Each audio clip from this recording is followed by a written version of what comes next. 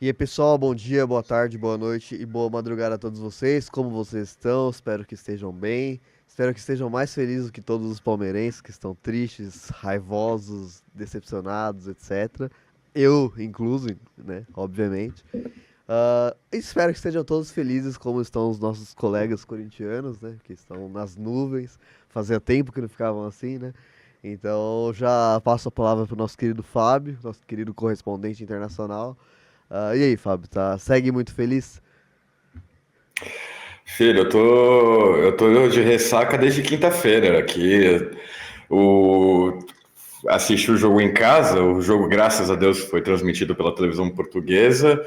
Só que você assistir um jogo a 1, 2 da manhã, sem o menor contexto, né? Porque uma coisa é você assistir um jogo de um time brasileiro no Brasil, porque vão ter outras pessoas também Hum, assistindo. Aqui, todo mundo quietinho, dormindo, para o dia seguinte trabalhar, às 3 da manhã você não pode gritar, e aí você tem que fazer o quê? Morder a mão, morder a almofada, etc. ficar sozinho aqui comemorando como se fosse, sei lá, um mímico, coisas do gênero, né? Mas tô bem, tô comemorando, tô feliz ainda.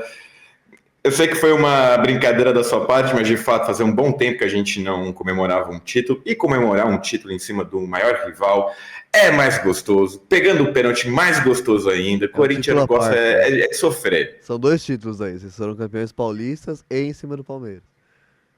Exato. E eu sei que a recíproca também seria verdadeira, não, Danilo? É igual eu falei com uns amigos meus, tipo, eu não tô nem tão triste por perder o Paulista, né? Porque o Palmeiras ganhou os últimos três, então, tipo, ok, acontece, uma hora ia perder, óbvio. Mas o problema é perder no Corinthians, né? Pelo amor de Deus. Claro, se fosse pro São Paulo, tava tudo certo. É, Ninguém não se tudo importa com o certo, São mas é Paulo. menos grave, né? Tipo, o Santos, assim, tipo, acontece e tal. Mas Corinthians não Sim. pode perder, tá ligado? Com o Corinthians Seria. não tem essa coisa de, acontece. Acontece cacete, velho. Pois é, eu acho que a nossa relação, e não digo a minha do Danilo e sim a do Corinthians e Palmeiras, é uma coisa que os outros grandes clubes do estado de São Paulo nunca vão perceber o que que é. Não é um simples ódio, não é amor, é uma relação muito única que há entre o É, Corinthians e é. Palmeiras, o derby paulista. Só entendem os outros grandes rivais, né? Então, tipo, a Josi, que é minha companheira gremista, ela entende a mesma coisa quando eu falo, tipo, isso que eu acabei de falar pro Fábio, que o problema é perder coisa. Ela entende que o problema é perder pro Internacional, né? Ela também tá brava que o Internacional foi campeão, não por perder um gaúcho, já que o Grêmio ganhou os últimos sete, né? Tipo, uma hora ia perder, todo mundo sabe disso. Mas, o foda é perder pro Inter, né? Se fosse um Novo Hamburgo, foda-se, tá ligado? Exatamente, concordo. Quem é do Boca Juniors e River Plate vai entender. Real Madrid, Barcelona, Celtic, Rangers. Acho que Celtic e Rangers da Escócia é um nível ainda mais acima, porque já envolve política, envolve religião É, e exatamente. envolve realmente morte É. a sério, né? Outro que Não eu que as cito mortes aqui bastante. causadas não sejam a sério. Outro que eu cito bastante é o Penharol e Nacional, porque é um país muito pequeno e assim, 98% da população torce para os dois, né? Então, tipo, divide literalmente o país. É muito mais que Boca e River, por Exatamente. exemplo. Exatamente. E para pensar, né, o estado de São Paulo, que é muito populoso, também envolve um número considerável de torcedores. Enfim, é isso, gente. Corinthians e Palmeiras, como já diria Lema Duarte, a senhora não sabe o que é um Corinthians e Palmeiras. Exatamente. Pessoal, agora a gente vai fazer a introdução. Vou passar a palavra ao Fábio rapidinho, mas antes de passar a palavra ao Fábio, eu vou fazer a introdução da introdução de uma coisa que eu esqueci de colocar no roteiro e que eu lembrei hoje de manhã. Que a gente vai tratar de um tema polêmico, uma coisa que eu já falei outras vezes, inclusive. A gente vai tratar de um tema polêmico e é importante a gente não romantizar a história, né? Não transformar deuses e heróis, vilões, etc. Não é filme da Marvel, né? Não é história em quadrinho, não é nada disso. É história.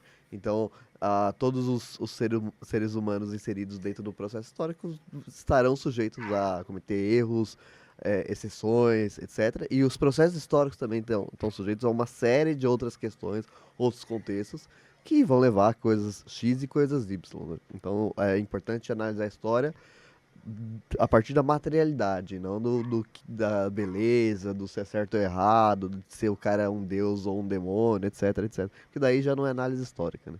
Eu só esqueci de pôr isso no roteiro, Fábio. Então. Só um adendo, só pra depois não falar que eu não falei. Mas pode falar, Fábio. Ah, Começa aí, bora lá. não, não se preocupe, acho que foi uma intervenção mais do que necessária, até porque realmente há uma ideia de que quem entra para os anais da história, quem está nos livros de história, são só realmente os vencedores. A história não é isso, gente. A história, todo mundo entra. Quem fez história, seja para o bem ou seja para o mal, tá lá. Gandhi está nos anais da história da mesma maneira como Hitler está. Então, o que eu acho que é importante, claro, nós, seres humanos, não somos neutros por natureza, nós tomamos posições, isso é natural, mas entender, né, que são questões factuais e que fazem parte e que temos que analisar gostando ou não do assunto que estamos tratando. Mas bem, para o pessoal que está em casa, que já deu play, já sabe, vamos falar de Mao Tse Tung ou Mao Zedong, as duas pronúncias estão corretas, use aquela que você mais gostar ou acha mais fácil de falar. Já de antemão também peço desculpas pelas pronúncias erradas, pois eu não pratico meu chinês há 30 anos, mais ou menos. E vamos falar então do líder Mao Tse Tung, a principal personalidade da Revolução Chinesa e que foi, como o Danilo já nos adiantou, uma figura, no mínimo, controversa, né? Seja para o bem ou seja para o mal. Vamos focar, bem, esse é um episódio que faz parte daquele quadro de biografias de personalidades históricas e não podia ser diferente. Vamos abordar o camarada Mao, usando esse, sei lá que jargão, apelido, enfim, anyways. Vamos focar menos nos primeiros anos da sua vida e nos concentrar mais nos anos revolucionários que marcaram de fato a sua trajetória. Então a gente não vai ficar falando lá como foi a infância do Mao Tse Tung, né? No caso, ele nasceu no dia 26 de dezembro de 1893, na cidade de Shoashan. Difícil. Preciso dar uma respirada aqui para invocar o meu chinês interior aqui, o chinês que habita dentro de mim, que eu devo ter algum, sei lá, afinal tem 1 bilhão, algum deles se perdeu em mim. Isso pode ser levado tanto para o lado errado, pelo amor de Deus, porque eu fui falar também.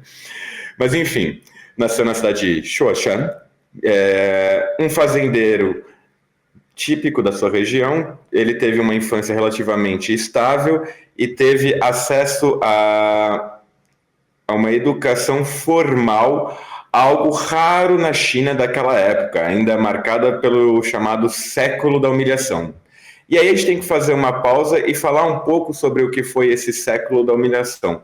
Para nós entendermos melhor o que foi isso, recomendamos que vocês confiram nosso episódio sobre a China, onde exploramos esse período mais aprofundadamente, mas em resumo, para deixar aqui já para você que é preguiçoso, não vai querer lá no episódio atrás que está super bacana, a China estava sofrendo uma série de invasões estrangeiras e perdas territoriais, o que gerou uma grande humilhação nacional. Vamos lembrar, tivemos a Guerra do Ópio, a Guerra dos Boxers, os britânicos fizeram a sua revelia, o que quisessem na China, né? Tem até, já faço uma recomendação, o canal Nerdologia no YouTube fez um episódio há muito pouco tempo, se não me engano, sobre a Guerra do Ópio, né? Como é que se deu, para você que tiver mais curiosidade em entender isso.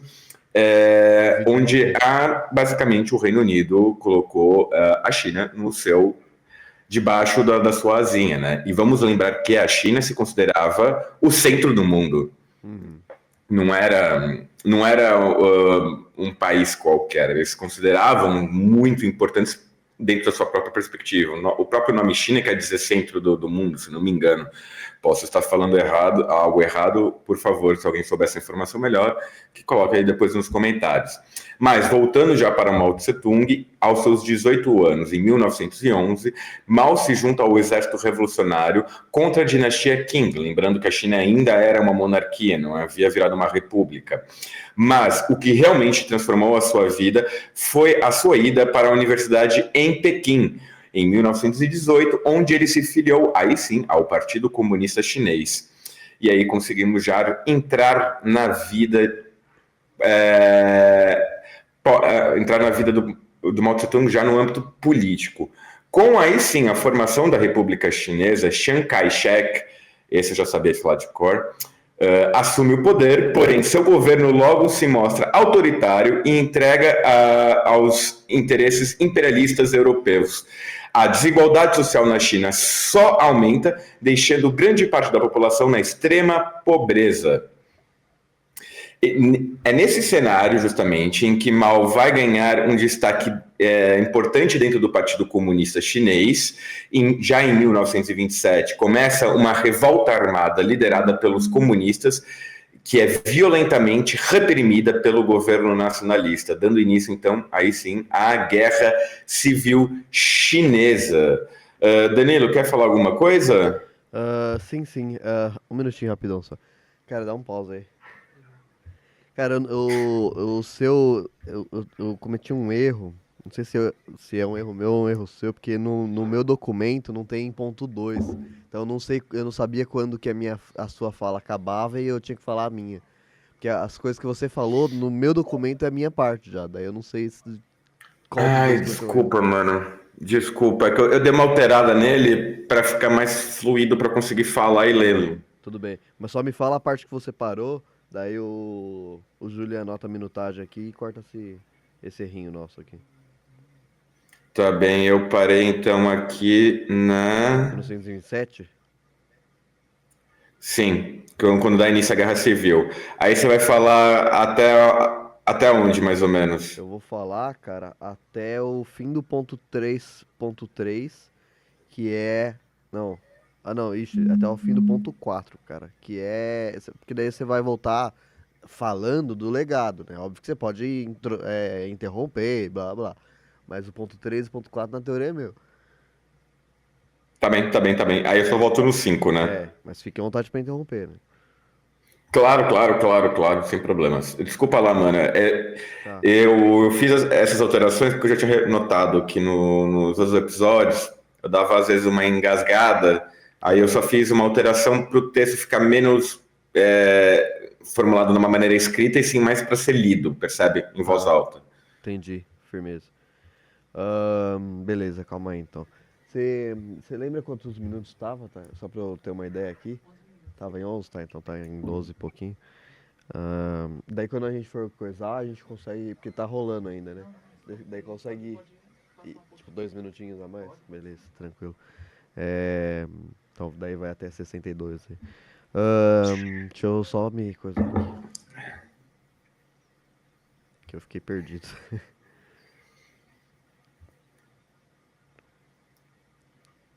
Um minutinho, Fábio. Tranquilo, filho.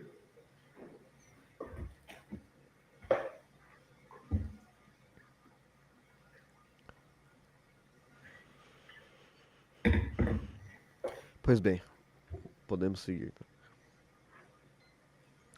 Então, pessoal, como o Fábio falou, nesse início da década de 20, né, aliás, fim da década de 20, em 1927 já, ao desenvolvimento da Guerra Civil na China. É uma guerra civil pequena nesse momento, é um primeiro passo de uma guerra civil, mas já é um projeto de guerra civil. Mas por que que ela é pequena? Porque o governo consegue rapidamente desmobilizar, né? Consegue reprimir de uma forma tão forte que esse desenvolvimento de uma guerra civil, de camponeses, comunistas, etc., lutando contra o governo, ele se desmobiliza muito fácil.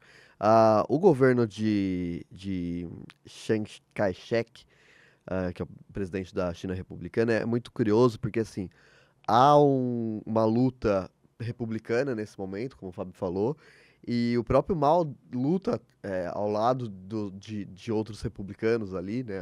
A luta em prol da República na China. Só que esse governo ele se torna uma república ditatorial, né? Uma república, algo comum em países que foram colonizados. É algo que acontece bastante, por exemplo, na América Latina, né? Em um início de governos republicanos bastante autoritários, e tudo mais. Que é uma ferida colonial evidente, né? Uma consequência daquela violência colonial que fica também na população que foi colonizada, né? É algo que acontece. Danilo, Pode falar, Fábio. O que eu acho importante a gente ressaltar é que no caso da China, a China não foi colonizada. Sim, foi Ela teve dominada, aquele mas não século colonizada. de humilhação, né, de subversão, né, no caso, ficar debaixo das potências europeias, mas a China nunca foi Sim, sim. colonizada. É, O que ela teve foi o fato de ter um governo, nunca houve um governo democrático, se instalou um governo republicano aos moldes ocidentais, o que a China não estava habituada, não sabia como se relacionar dessa maneira, né, e, consequentemente, houve um governo ditatorial, ou seja, se mudou o sinal, mas na prática tudo se continuou a mesma. Se exato. tirou um governo corrupto monárquico, mas se colocou um governo corrupto republicano ditatorial, o que Exatamente. na prática é Só muda a seis por meia roupa, né? dúzia, vamos dizer assim. É, exatamente. E durante a dominação inglesa, a China se tornou o país mais pobre do mundo. Assim, o nível de miséria chinês é uma coisa assim assustadora. Eu vou deixar algumas referências na, no nosso quadro de referências, né, no nosso quadro de dicas culturais, mas é algo o século de humilhações ali, que é a dominação inglesa, que como o Fábio falou, não é uma colonização clássica, mas é uma dominação muito, muito, muito violenta, ainda que com um governo autônomo, que no caso era a dinastia Qing. É de uma violência muito grande. Essa violência continua na República, né? Como o Fábio falou. Então, essa República se caracteriza de uma forma bastante ditatorial. E ela consegue reprimir esse avanço dessa revolta, né? Mas uma consequência é que o Mao, ele acaba, já nesse primeiro desenvolvimento de luta, ele já se torna bastante popular entre os camponeses. Então a figura do Mao já se emerge dentro da luta como uma figura de destaque entre os demais comunistas, né? Os comunistas se abrigam nas montanhas de Jingganshan. Obviamente tá errado esse nome, mas eu não sei falar chinês, então paciência.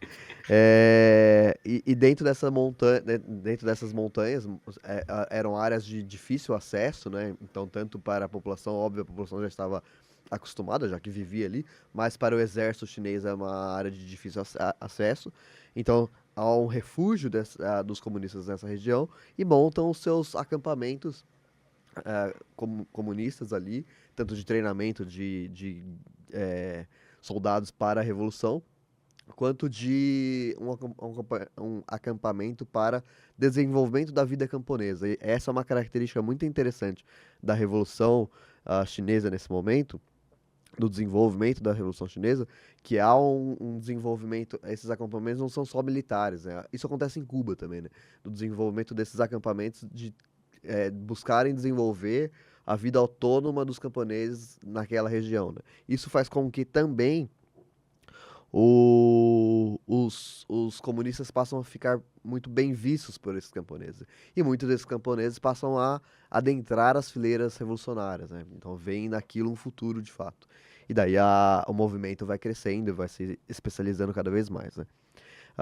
Dentro desse segundo momento, né, acontece na China a famosa Longa Marcha. A Longa Marcha é bem parecido, é bem interessante, mas ela é parecida, ela é muito maior, mas ela é bem parecida com a Coluna Prestes no Brasil, né, que saiu do sul do Brasil e foi andando país inteiro com uma coluna militar ali, né, com confrontos e tudo mais. A Longa Marcha também foi assim, é uma marcha de comunistas armados, camponeses armados, só que é muito maior porque a China é um país gigantesco e já com uma população muito grande, muito maior que a do Brasil nesse momento. Então, a distância entre o ponto de saída e o ponto de chegada, que é a cidade de Yan'an, ou Yaná, é de 12.500 quilômetros. Ou seja, absolutamente muita coisa, né? Muita coisa. E a importância dessa marcha são duas. Primeiro que ela vai, por onde ela passa, ela vai mostrando aos camponeses uma alternativa à realidade.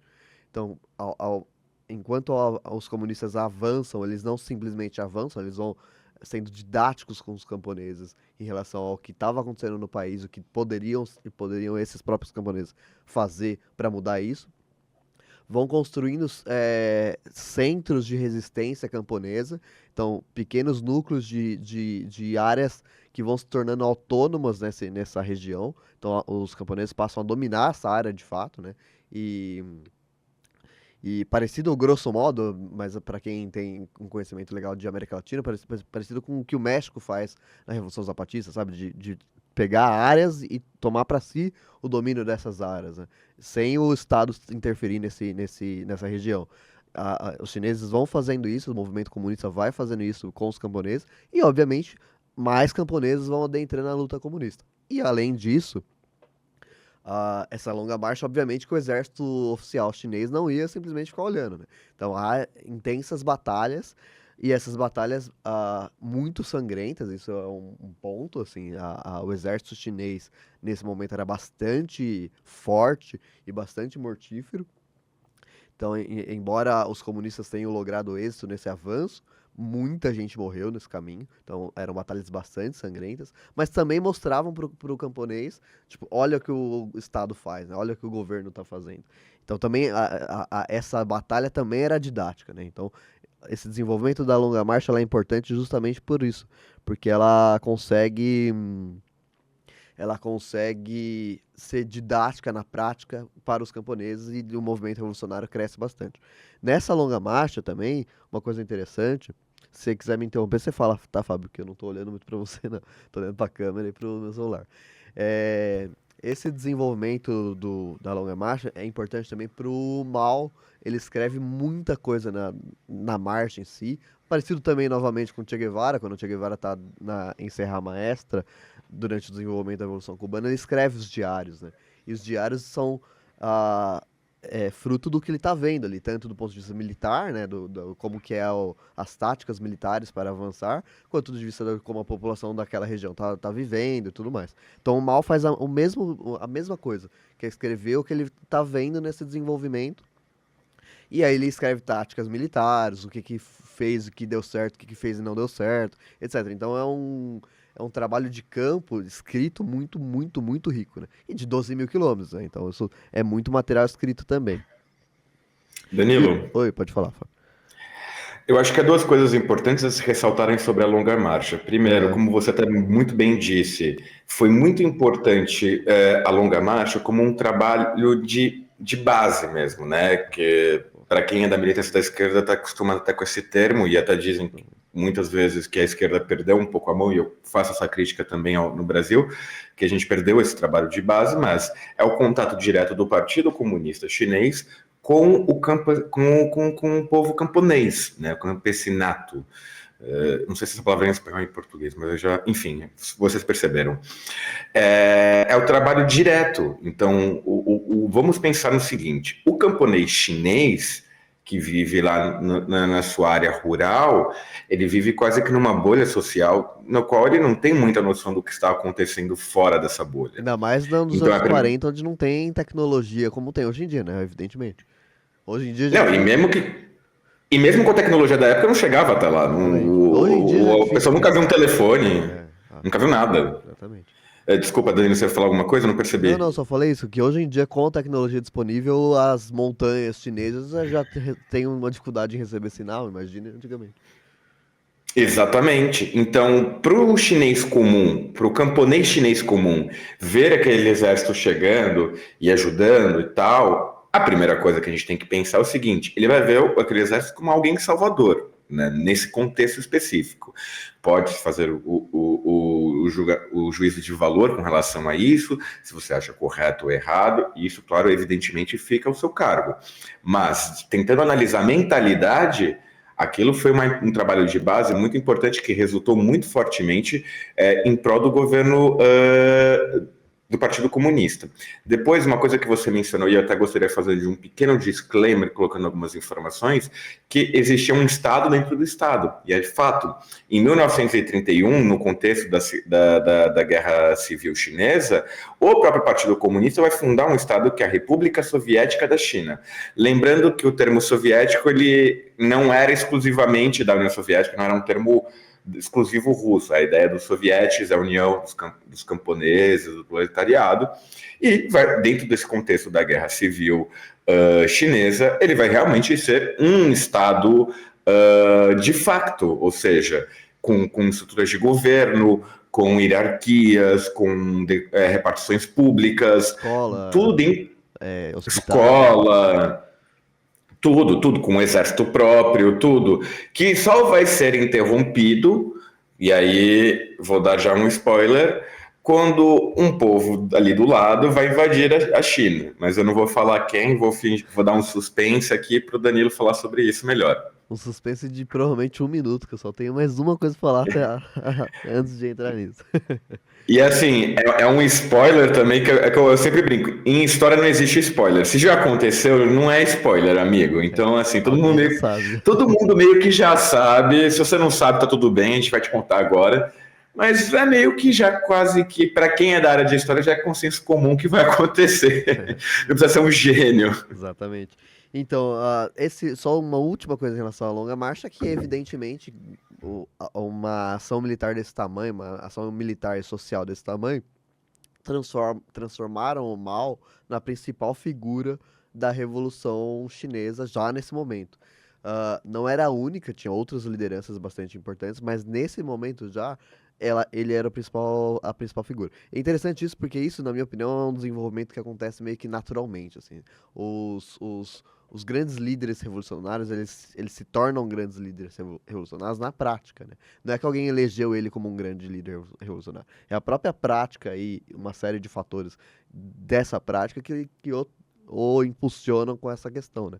Não sei se todos os grandes líderes revolucionários gostariam de ser grandes líderes revolucionários, mas a prática acaba levando a isso, né? E isso é normal numa torcida organizada, isso é normal num centro acadêmico, isso é normal no próprio trabalho, sei lá, no escritório de alguém, isso é normal em qualquer lugar, né? Em qualquer reunião de pessoas ali, isso acontece. Mas, pois bem, o Mao se tornou essa figura nesse momento, graças a essa prática e o que ele escreveu também, né? E daí, chegamos ao spoiler do Fábio, que é a guerra contra o Japão, né? Que é a invasão japonesa. E daí aquela questão, assim, né? A Ásia, muitos países da Ásia têm bastante problema, tem muitos problemas históricos, que a gente, obviamente, nós não vamos nos aprofundar nesse episódio, com o Japão. Porque o Japão, ele tem uma prática imperialista, digamos assim, mais recente, né, do século XX e tudo mais, mas também no passado, né? E isso se repete por alguns momentos, e existe de fato entre vários países, tipo, especialmente China e Coreia, por exemplo, sei lá, uma rivalidade, uma questão histórica entre Japão e Coreia, Japão e China, por exemplo. E o Japão, ele apresentou em diversas vezes anseios de anexar territórios chineses ao seu território. E esse foi um desses momentos, né? A invasão. A minha Siri, Fábio, ela gosta de ligar do nada. Se eu não falei Siri, ela realmente liga. Se eu tô falando sobre Japão, opa, tá falando de mim. Olha, só aproveitar então para dar essa deixa da Siri, para acrescentar uma informação, que você até muito bem mencionou, de fato, o Japão, pensando na big picture, né, da história, ainda mais na história do extremo leste asiático, o Japão era um feudo. O Japão era o quintal da China, só que no meados do século XIX até final do século XIX, ele vai sofrer um processo de ocidentalização e industrialização pesado e vai se tornar uma potência regional. Lembrando que eles ganharam uma guerra contra a Rússia, que foi a primeira vez que um país asiático, em muito tempo, ganhou de uma potência europeia, e depois também tivemos a guerra sino-japonesa, que também o Japão foi vitorioso, isso no início do século XX. A China, antes do Japão, a China é que era a grande potência imperialista da época. A gente também tem que fazer essa ressalva, porque a China é o que influenciava toda aquela região, né? Desde do Japão, Coreia até o Vietnã. Lembrando que o kanji, que é o sistema de escrita, é originário chinês, que é utilizado por vários países ao redor. Só que Recentemente, nesse contexto, o Japão se torna uma potência e aí sim invade e comete todos os crimes de guerra que vão criar essa rixa entre justamente Japão e China, Coreia, as duas Coreias contra o Japão, no caso. Exatamente. E é por isso que não devemos analisar a história como bonzinhos e maléficos, né? Não é que o Japão hoje em dia é ruim, ou nesse momento é um país imperialista ruim, e no passado a China era bonzinha e vice-versa. Tá bom. Um Exatamente. minutinho, ô Fábio, um minutinho, por favor. Claro. Ah, tá. Tem que trocar a bateria da câmera. Tudo bem. Tá, tá bom, tá bom. Ah, tá, volta um pouquinho. Tá, tá, tá. Aham. Logo quando o Fábio para de falar, beleza. Tá. Tá. Só tá trocando a câmera aqui. Oh, a câmera não, a bateria da câmera aqui, Fábio. Eu percebi. Na boa. Hoje tá acontecendo todos os problemas que podiam acontecer no episódio, né? Quê? Hoje tá acontecendo todos os problemas que Sim, até podiam meu acontecer no celular bugou. episódio. Meu celular nunca bugou antes, hoje ele buga. O que é. Beleza. Deixa eu ver aqui também, aproveitar para ler o texto. Então, pessoal, é por isso que a gente não pode analisar, nós não podemos analisar a história como bonzinhos e maléficos, o bem e o mal, tudo mais. Porque o Japão se torna um país imperialista após um processo de ocidentalização, como o Fábio falou, mas antes a China também apresentava características imperialistas. Então a China era um bicho malvado antes e o Japão um pobre coitado e depois inverteu. Não, são processos históricos, são interesses históricos, etc. E então assim, a análise de bem e mal na história, quem colocar tá errado, ponto. Assim, tipo, vai chegar a uma conclusão errada, sempre, sempre. Então isso é um conceito, uma regra na historiografia, né? Aliás, Danilo, uma dica que a gente pode dar para todo mundo pro resto da vida. Se você ler algum texto de cunho político falando bonzinho e malvado, já desconsidera esse texto porque você já sabe que ele é enviesado. E isso eu digo tanto para a esquerda como para a direita, tá, gente? Vai ter texto com más intenções de qualquer um dos lados. Exatamente. Então, se você já vê esse juízo de valor entre bom e certo, entre certo e errado, bom e mal, já não considere como uma fonte séria, vamos dizer assim. Séria, justamente, exatamente. Certeza. Pois bem, e essa invasão, voltando ao episódio, essa invasão japonesa na China foi marcada por, como o Fábio falou, muitos crimes de guerra, né? Sequestros, estupros, prostituição forçada, obviamente mortes e tudo mais. Então foi algo bastante traumático, de fato, para a população chinesa, né? Tanto que há uma união entre governo, há uma guerra civil acontecendo na China, e essa guerra civil governo e comunistas se unem contra o Japão, né? Então as pessoas que estavam lutando uma contra a outra se unem para lutar lado a lado contra o invasor. E depois voltam a lutar um contra o outro. E os camponeses, isso é muito importante para esse desenvolvimento comunista, porque ficou claro para os camponeses a força dos comunistas, a força tanto do pensamento, né, do que eles defendiam, quanto da prática revolucionária. Porque é um consenso de que não haveria vitória chinesa contra a invasão japonesa nesse momento se não fossem os comunistas. Isso ficou claro para os camponeses, né? Então, novamente, é a vida sendo didática ali, né? E esses camponeses, especialmente do norte da China, eles eram bastante traumatizados com a questão japonesa, né? Então, quando acontece a invasão e os comunistas vencem no norte, ali, vencem essas batalhas no norte, isso é muito vantajoso aos olhos dos camponeses, né? Os camponeses passam a engrossar cada vez mais as fileiras revolucionárias nesse momento, né? Quer falar, Fábio? Danilo, sim, só para acrescentar também sobre a invasão chinesa, há dois episódios que eu acho que são importantes de serem mencionados. É a invasão japonesa, perdão.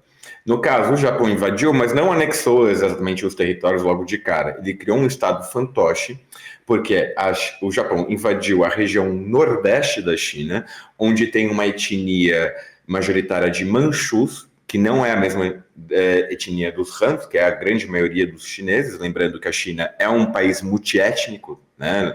Vamos lembrar do caso dos uigures, que estão no extremo oriente da China, né? Na perspectiva chinesa, já que no nosso caso seria o mais ocidental para nós.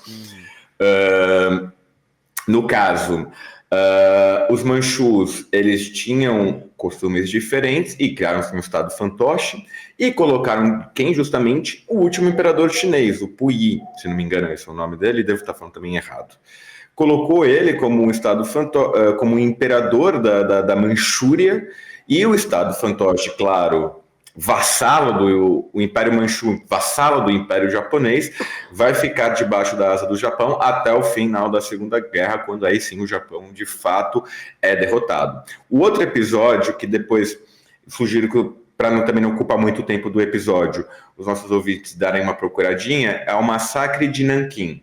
Isso acho que foi o principal episódio histórico que define muito o que foi essa invasão e a barbaridade.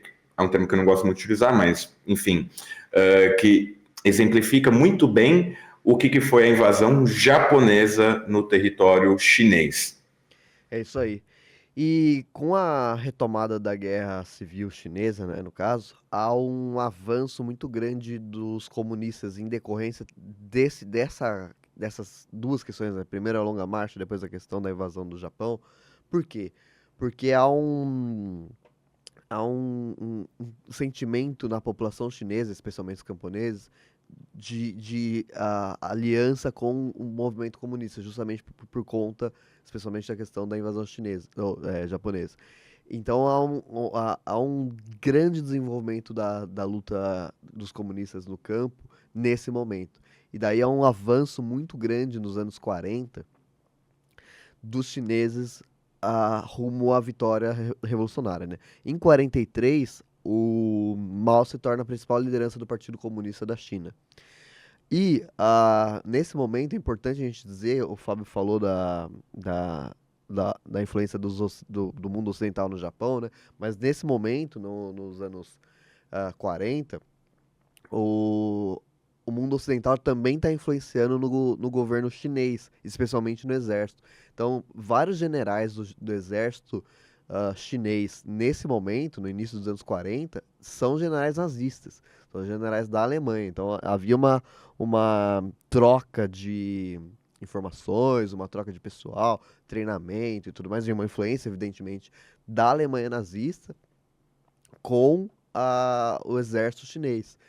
Então, isso também era um outro fator que, para a classe camponesa, né, os trabalhadores que estavam mais desenvolvidos nessa luta, na luta prática, mas também no entendimento revolucionário, isso também é um fator de vamos à luta, né? Porque você viu o exército do seu país influenciado pelo exército nazista. Então, se esse camponês já tinha essa consciência, e muitos desses tinham, porque é um processo revolucionário, não é que essa classe estava alienada, né? Muitos camponeses estavam de fato dentro de uma perspectiva comunista, né? De um desenvolvimento comunista. Esse fator também foi bastante importante para esse desenvolvimento da luta em si. E nos anos 40, como a partir do momento, especialmente com que o Mao chega à liderança do Partido Comunista, ao avanço da Revolução Chinesa até a sua vitória em 49. A gente não vai se aprofundar tanto em relação a isso, porque a gente tem um episódio sobre isso, inclusive com a participação de um amigo nosso especialista em China, né? Então a gente não vai ficar tratando dos pormenores, mas basicamente foi isso. Quer falar, Fábio? Sim, só para deixar um disclaimer com relação à questão dessa relação entre os chineses nacionalistas do Kuomintang, do Chiang Kai-shek, com a Alemanha nazista, é importante a gente ressaltar que essa é uma relação multifacetada, não é uma questão única, né? Assim, não é que os chineses nacionalistas eram pró-nazismo, até porque, como todo mundo bem sabe, a China fez parte dos aliados durante o contexto da Segunda Guerra. É mais ou menos, a grosso modo, fazendo uma comparação com o Brasil de Vargas, né? Haviam sim relações entre a China nacionalista e a Alemanha nazista, questões de comércio, diplomacia, movimentos bilaterais. Até o começo da Segunda Guerra também ainda havia essa troca, apesar da China estar focada mais na guerra contra o Japão e a Alemanha focada na guerra na Europa, né? A Alemanha e o Japão, que eram parte do eixo, mas a partir de 41, com a entrada total dos Estados Unidos vai entrar mais também na questão do fronte do Pacífico, onde vão se dar as batalhas, principalmente navais, contra o Japão, e aí a China nacionalista vai se alinhar mais com os Estados Unidos aí neste momento, tá? Lembrando que nessas relações de guerra, ainda mais históricas, nada é muito concreto, né? As relações são sempre muito perenes, elas nunca são, eu sou amiguinho de fulano e sou inimigo de Beltrano. Essas coisas mudam muito, ainda mais no conforme da guerra, como a gente pode observar no caso do Brasil. Exatamente. E agora, pessoal, eu vou focar mais minha análise no Mao em si, né? No Mao Tse Tung, não, no Mao. Pode ser uma palavra que em português significa outra coisa, né? Ah, e menos a Revolução Chinesa. Obviamente que as coisas estão andando juntos, né? Mas nesse momento, uma análise mais do Mao em si, dentro da perspectiva da China socialista, né? Então, o Mao se torna o líder desse governo socialista chinês e ele coloca em prática, ele traz da experiência desenvolvida, né, das leituras e da prática e tal, os planos quinquenais da Revolução Russa, né, da União Soviética, que são e isso a China faz até hoje, que é estabelecer metas econômicas, sociais, políticas, etc., em 5 anos. Então, de agora daqui a 5 anos, o que a gente quer? A gente vai fazer isso, isso e isso. Essas são as metas. Então, tem 5 anos para fazer isso.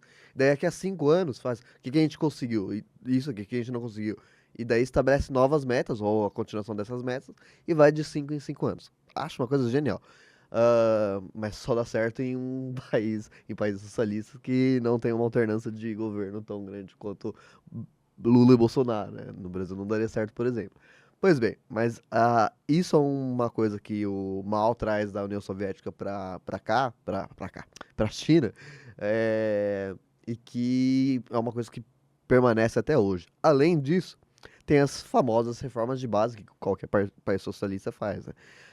Cada um à sua maneira, mas qualquer país socialista começa por isso. Que são as reformas, especialmente na China, que é muito importante, que é a reforma agrária, né? Um país majoritariamente agrário. E essas principais e iniciais mudanças do governo chinês são mudanças que tornam a figura do Mao muito, muito popular. E daí tem duas questões que são muito interessantes na história do Mao, e que a China, eu acho que tudo que eu estudei da China até hoje, fiz alguns cursos sobre a China, mostram como a China consegue aprender com os próprios erros, e como isso é raro, inclusive em países socialistas, né? Normalmente se perpetua o erro muitas vezes, e a China aprende com os erros. O Mao, ele colocou em prática duas questões bastante ousadas, e que trouxeram consequências muitas vezes negativas, né? O primeiro é o grande salto adiante, que o Mao desenvolve no país a partir de 1958. O grande salto adiante, ele sai do pragmatismo que tinha até então para literalmente dar um grande salto adiante. Então, avançar economicamente o país de uma forma rápida. Só que esse desenvolvimento acontece ao mesmo tempo onde uma parte do país estava atravessando um problema climático, um problema de seca muito grande. E aí é que, na minha opinião, há o erro, né? Porque era uma série de medidas de produção que tinham o intuito de aumentar muito a produção para fazer a economia aquecer. Em algumas partes da China, porque a China é um país muito grande, algumas partes da China deu certo. Aconteceu o que o Mao e o governo gostaria. Em outras partes, que eram essas partes que tinham problema da seca, não deu certo. E daí o erro, pra mim, nesse momento, o erro foi não ter percebido, putz, estamos com um problema climático, não vai dar certo isso nessa região, vamos voltar atrás disso. Só que nesse momento isso não aconteceu, e o grande salto adiante continuou, o plano continuou. E daí essas regiões que estavam com problemas climáticos entraram num processo de uma crise social e econômica gigantesca e milhões, milhões, milhões de pessoas passaram fome, algo bastante violento, então um número de mortos muito grande, na minha opinião, por um erro de leitura do governo nessas regiões. Novamente, em outros lugares deu certo, mas assim, nessas regiões não deu certo. E por que que eu acho isso Ainda tem uma outra questão que o Mao botou em prática também nesse momento, mas que eu acho bom ressaltar que no futuro, na era China pós-Mao, os governantes que vieram depois não fizeram isso, eles não fizeram esses planos muito ousados de desenvolvimento. Eles voltaram ao pragmatismo inicial da revolução. E isso se mostrou muito correto ao longo do tempo. Tanto é que olha a China hoje em dia, né? Pega os índices chineses hoje em dia de habitação, de saúde pública, educação, etc., e compara com um país capitalista, por exemplo, vocês vão ver que de fato esse desenvolvimento econômico chinês deu certo. Porém, isso foi porque depois do mal, os chineses conseguiram ver, putz, fizemos, desculpa o português, fizemos cagada aqui, né? Não devíamos dar essa mudança tão forte. Inclusive, isso foi falado no nosso outro episódio, né? De fato, então, esse primeiro momento do mal foi algo muito ousado e que deu errado em parte, deu certo em uma parte do país, deu errado em outra parte. E há um outro desenvolvimento que é a Revolução Cultural, que ela é muito importante também na história chinesa e que e daí assim, é uma coisa que a gente precisa lembrar do início da minha fala lá no início do episódio e voltar novamente com isso, que não devemos analisar a história do ponto de vista romântico. Porque assim, as revoluções, elas possuem o caráter da mudança total de tudo, né? Por isso é uma revolução.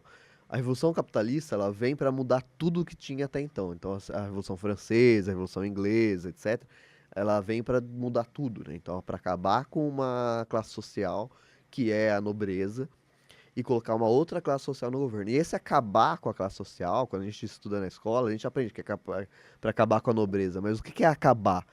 É literalmente deixar de existir essa classe. E como que deixa de existir do ponto de vista histórico? Matando. Tipo, as pessoas foram mortas na Revolução Francesa. Elas não se retiraram de livre e espontânea vontade. Então, a Revolução Francesa é extremamente violenta, mas é isso, é a substituição de uma classe por outra. E isso é uma substituição cultural também, né? Então, esses processos normalmente possuem contra-revolução, por exemplo, né? Que é a tentativa dessas classes que outrora estavam no poder, voltar ao poder, né? Voltar à dominância. E daí há processos de guerra, como, por exemplo, a Guerra Civil Estadunidense e tudo mais. Então tem uma série de, de violências nesse percurso que a gente não aprende na escola, porque é difícil falar isso para um aluno, né? Um aluno de 12 anos, 11 anos, 13 anos e tal. Mas que isso acontece, né? Então a revolução, ela é normalmente muito violenta. Sejam as capitalistas, né? A Revolução Francesa é o maior exemplo. O Fábio já citou em outros episódios o tamanho da violência da Revolução Francesa, que matou inclusive os próprios revolucionários. Ah, e os processos de revolução socialistas também. Tem uma guerra civil que desemboca na União Soviética, na Rússia, né, antes de virar a União Soviética. Tem a invasão da Baía dos Porcos em Cuba, que também é um início que não deu certo, mas o início de uma guerra civil, então muitas pessoas morreram. E aqui também há um processo. O que aconteceu foi que a China ela se adiantou a esse processo. Antes que houvesse uma contra-revolução, a China se adiantou a esse processo e desenvolveu uma revolução cultural, que é, do ponto de vista artístico, o governo investir em muita arte socialista, né, em investir massivamente em arte socialista, em detrimento de uma arte burguesa, que era a arte que tinha até então. Mas do ponto de vista militar, digamos assim, é de fato um confronto físico, armado, contra burgueses que ainda resistiam por lá. E isso traz mortes, né? Então é um processo que ele não é bonito, tem uma série de mortes nesse processo. É um processo na Revolução Chinesa bastante traumático, inclusive, e que dura de 1966 até 1976. Esse embate entre classes sociais ali dentro, a formação de exércitos, que não são exércitos literalmente, né? Mas são tipo, como se fossem grupos armados revolucionários ali. Então há o confronto, há resistência burguesa também nesse processo. Ah, e que ele dura 10 anos até a morte do Mao. E aí é que eu acho interessante, que depois quando o Mao morre e esse processo acaba, na minha opinião, há uma boa leitura dos revolucionários que ali ficam, né, que assumem o governo chinês. E isso é meio raro, porque normalmente quando um líder morre, às vezes as coisas degringolam, né? E no caso chinês, não, eu acho que os revolucionários que assumem a liderança da Revolução Chinesa, eles conseguem ler esses dois processos que eu narrei agora, que é o grande salto adiante, a Revolução Cultural, e entender os equívocos ali cometidos. E não fazer de novo, Danilo, né? Não, a Revolução Chinesa, desde então, não deu um passo maior que a perna, não tentou forçar um avanço, não tentou acabar com a classe burguesa do nada assim, e matando, portanto. Inclusive, existem capitalistas hoje, existe grandes empresas, existem bilionários na China e tudo mais. Ah, mas aí isso é papo para outro episódio também. Mas fato é que existe, né? Então mostra como a China conseguiu enxergar o que aconteceu e aproveitar as coisas boas que aconteceram de fato a partir daí, mas não cometer os mesmos erros desses dois processos, né? Então eu acho algo bastante louvável ao desenvolvimento da Revolução Chinesa. Pode falar, Fábio. vamos lá. Sobre as questões que agora foram levantadas, eu concordo plenamente com relação a questão da leitura que o próprio Partido Comunista Chinês teve com esses dois episódios históricos importantes. Eu diria que é mais um mérito de um pragmatismo dentro do próprio partido do que do Mao, porque o Mao, aí eu vou falar um achismo meu, ele sempre me pareceu uma figura muito intransigente, ele não aceitava muito opiniões, não revia muito as suas atitudes, não avaliava essas questões, consequentemente a própria Revolução Cultural foi acho que foi o exemplo maior de todos, né? Pelo menos desses dois exemplos que nós tivemos. A própria Revolução Cultural, eu até farei uma comparação assim que me lembra muito, tá, gente? E aí tem que abrir uma grande margem para a interpretação, para a gente não correr o risco de cometer um anacronismo, mas é muito parecido com o que teve com a contra-reforma da Igreja Católica. Né? Só que no caso a China nem sequer esperou ter uma reforma para fazer a contra-reforma, mas rolou muito de fato uma perseguição com relação a pessoas que propunham artes, por exemplo, diferentes. Essa questão não era só uma arte burguesa capitalista, mas tinha uma leitura de que tudo que vinha do Ocidente era uma arte burguesa, né? Ou seja, qualquer coisa que se assemelhasse à cultura ocidental, dos Estados Unidos, coisas do gênero, era colocada para baixo, né? Era depreciada. Era uma busca, Fábio, desculpa interromper, era uma busca para evitar o que aconteceu com o Japão do ponto de vista da ocidentalização, né? Mas isso antes de que esse processo acontecesse, né? Então é essa a diferença, como o Fábio falou. Antes de acontecer, o governo de Mao já se adiantou. Isso sendo bom ou não, né? Sim, e a questão fato é que houve grandes perseguições, isso a gente não pode negar, houveram equívocos grandes, mas o que eu acho que é importante a gente ressaltar que na Revolução Cultural ela não tinha só um caráter político, mas também de ideia de nacionalismo, de cultura da nação. Ou seja, os valores chineses tradicionais também foram ressaltados, claro que excluídas as partes que envolviam religião e que o Estado não queriam que fizesse parte, mas a cultura e a arte tradicional chinesa eram valorizadas durante o conceito da Revolução Industrial, da Revolução Cultural. São ossos do ofício de qualquer historiador confundir nomes, uma vez que são termina igual, esquece. Aí a gente é tão normal a gente fazer essas confusões. Mas, enfim, eu acho que isso é importante ser ressaltado. E depois, aí que a gente vai já adentrar, o pragmatismo que o governo chinês tem e possui, que aí vão surgir, pós-morte de Mao, o socialismo de características chinesas. Este também é muito bem falado no episódio nosso sobre a China, com o nosso grande colega sinólogo, o Vini, que a gente pode falar que a gente pode chamar ele de Vini, porque a gente de fato conhece ele bem, para chamá-lo assim, né? Mas enfim, era só essas questões que eu queria pontuar, Danilo. É isso aí. E daí esse episódio em si, ele ele termina agora, né, na prática, porque, como estamos falando do mal, o mal morre no fim da da Revolução Cultural. Em 1976, o mal morre por complicações de saúde, complicações essas que já vinham de décadas atrás, que nesse momento se desembocam num problema maior.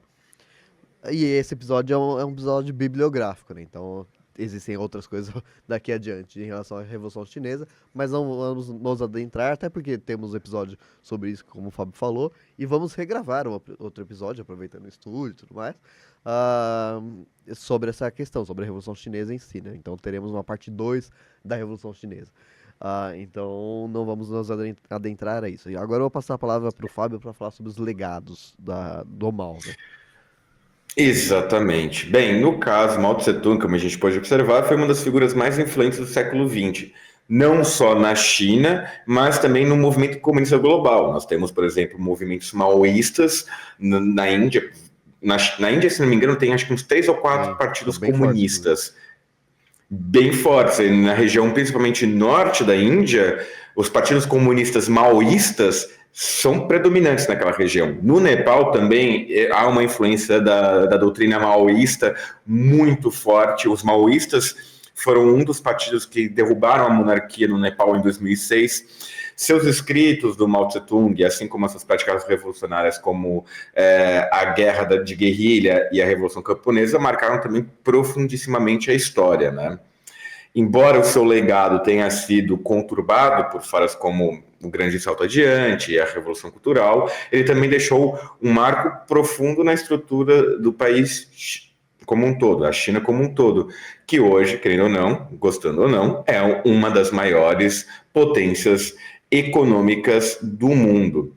Após a morte do Mao, a China seguiu um caminho pragmático, ajustando as políticas e aprendendo com os erros cometeu no passado, mas mantendo uma base socialista, mas com um foco mais equilibrado, né? O que eu falei do socialismo de características chinesas. Claro, há uma discussão, e essa discussão ela tem que ser feita mesmo, essa discussão se a a gente vai China fazer um episódio sobre a China. Porque daí Exato. é o momento. Exato. Mas, enfim, há essa discussão, né, se a China de fato é um país socialista ou não. Isso, a gente já joga a bola para vocês, não é um tema que a gente vai abordar nesse episódio. Mas, enfim, a China seguiu seu caminho pragmático, mantendo a base socialista, com um foco mais equilibrado. Mao Tse-tung, com seus acertos e erros, foi um líder que moldou a China moderna. Sua influência no marxismo continua viva, e a China, como vemos hoje, é, em muitos aspectos, uma parte dos seus resultados, das suas ações revolucionárias. Eu só espero que vocês tenham gostado, pelo menos, desse episódio, claro, de um recorte curto, que muita coisa interessante também ficou de fora, mas, enfim, espero que tenham gostado. E comentários, sugestões, críticas, convites para o almoço de domingo com a família também, como sempre, estamos aceitando. É isso aí. Essas coisas, eu acho que uma coisa que será interessante, que as coisas que a gente não conseguiu falar nesse episódio, a gente vai conseguir falar no próximo, que vai ser sobre a Revolução Chinesa. Porque, como a gente já tem um outro episódio sobre isso, a gente consegue fazer um recorte mais específico nesse próximo que a gente vai fazer, né? Então acho que vai conseguir, nesses 3 episódios, embarcar toda a temática, né? Danilo, uma coisa que eu escuto muito, assim, não aqui dentro do podcast, do videocast, enfim, quando todo historiador fala alguma coisa, todo mundo fala, mas você não falou de tal coisa, porque você não falou disso, porque tem esse fato, aí pega um fato completamente aleatório ali para te interrogar, e, gente, entendeu uma coisa, o historiador, ele trabalha com recortes. A gente tem que delimitar os nossos recortes históricos, até porque se a gente ficar falando de absolutamente tudo, vai ser um trabalho que a gente nunca vai acabar, né? O importante é a gente reconhecer esses recortes para justamente falar, ó, a gente está falando somente disso. Mas tem outra coisa, tudo bem, mas essa outra coisa não está dentro disso, né? Daqui até aqui é o Mao Tse Tung, daqui para fora é o Deng Xiaoping, e aí eu não vou falar dele porque eu quero falar do Mao, beleza? Exato. Beleza, é isso. Isso aí, pessoal. Só fazendo um disclaimer. Um disclaimer, um desabafo de historiador. Fechado. Então, pessoal, é isso aí. Agora a gente vai para as dicas culturais, né, para encerrar o nosso episódio de hoje. Eu tenho duas dicas culturais, Fábio, então eu vou começar e já te passo a palavra. São dicas simples, sinceramente. Um canal, primeiro é o canal do João Carvalho, que ele é um marxista maoísta.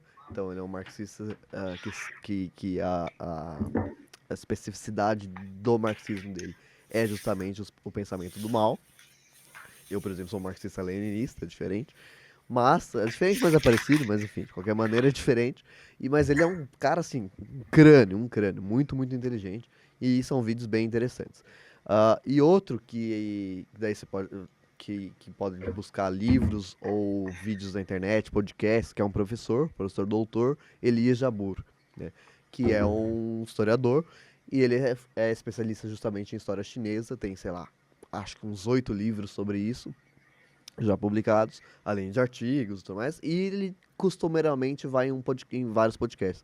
O podcast, por exemplo, que eu gosto, justamente por não ser um podcast de história, então as perguntas não são tão para agradar apenas a mim e o Fábio, sempre para agradar todo mundo, quem é de fora da história também, é o do Serjão, qual é o nome dele, Fábio? O astrônomo? Sérgio dos Foguetes? Isso, Serjão dos Foguetes, justamente. É Ele complicado isso daí, cara. Ele também acho complicado, mas esse episódio desse podcast dele com o Elias é muito bom, John. Porque traz perguntas de fora, né? Fora da perspectiva de historiográfica nossa, que eu faria pra ele, ou que o Fábio faria. Perguntas mais didáticas, perguntas que pra mim e pro Fábio são muito simples, mas que pra muita gente não é, né? Que não é da historiografia. Então, e o professor é muito didático pra responder essas questões. E o Sérgio foi bastante respeitoso também, então não ficou um embate e tal. Então ficou bem legal, assim, um podcast bem divertido. São umas 2 horas e meia, mas vale a pena, viu? E agora as dicas do Fábio. Vi trechos, não vi totalmente essa do Serjão, mas é realmente muito bacana, ainda mais que ele traz o conhecimento dele da área respectiva dele, né? Que para nós é algo muito interessante. Mas enfim, as minhas dicas culturais vão ser três: duas relacionadas ao tema, mais ou menos, e outra que já é um pouco fora, mas achei muito interessante. Primeira, uma dica que eu acredito que eu dei no episódio da China, mas enfim, volto a refazê-la, que é o filme O Último Imperador, do final dos anos 90, sobre o Puyi, né, o imperador chinês que depois vira imperador Manchu, um filme muito, muito, muito bonito. Depois, uma dica que envolve a cultura chinesa, uma série que foi muito badalada, O Problema dos Três Corpos. Quando assisti, gostei bastante, achei muito interessante a maneira como eles propuseram a trama em si, e respeitando também muitas questões da própria física, né? A maneira como eles tratam tudo, a trama, respeitando as regras da física, torna-se algo muito interessante. E, por fim, uma dica que não tem absolutamente nada a ver com o tema, mas eu tenho um hábito de assistir filmes antigos e, por recomendação de um amigo, fui assistir 12 Angry Men, que eu acho que, se não me engano, em português é 12 Homens e uma Sentença, um filme estrelado por Henry Fonda, pai da Jane Fonda, filme de 57, que é um júri que se junta numa sala e tem que decidir o futuro de uma pessoa, se ela é culpada ou não, se ela vai morrer, ou, se ela se sentenciada à morte ou não, né? Se ela é culpada ou inocente. É um filme que só se passa num único ambiente, é um filme inteiramente baseado em diálogos, então para quem é fã do Tarantino, acho que vai ser uma dica interessante, mas é realmente uma verdadeira obra de arte, um filme atemporal e eu recomendo fortemente. É um filme muito bonito. E é isso, pessoal. Obrigado e desculpa aí qualquer besteira, como se diz aqui, asneira que eu tenha dito durante o episódio. Fechado, pessoal, é isso. Espero que tenham gostado, assim como o Fábio falou. E não esqueçam de nos seguir nas redes sociais, Instagram, TikTok e no YouTube, evidentemente. Estamos com um episódio no Spotify, estamos com episódio em todos os outros agregadores de podcast. Beijos, abraço, tchau. Tchau, tchau.